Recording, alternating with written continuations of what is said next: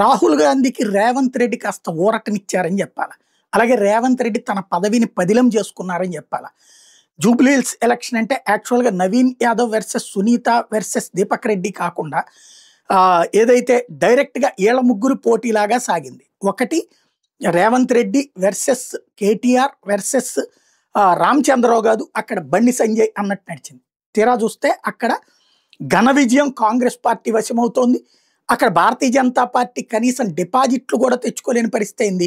నువ్వా నేనా అన్నటువంటి పోటీ ఇచ్చినటువంటి బీఆర్ఎస్ సెకండ్ ప్లేస్తో సరిపెట్టుకోవాల్సినటువంటి పరిస్థితి. అధికారంలో ఉన్న వాళ్ళే విజయం సాధిస్తారు అనుకోవడానికి 2014-18 మధ్యలో బీఆర్ఎస్ అట్లాగే సాధించింది.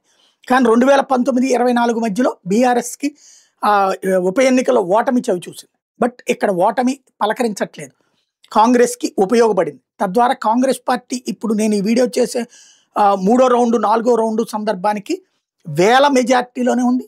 సమీపంలో బీఆర్ఎస్ లేదు, బీజేపీ అయితే అసలు సోదులో లేకుండా ఉంది.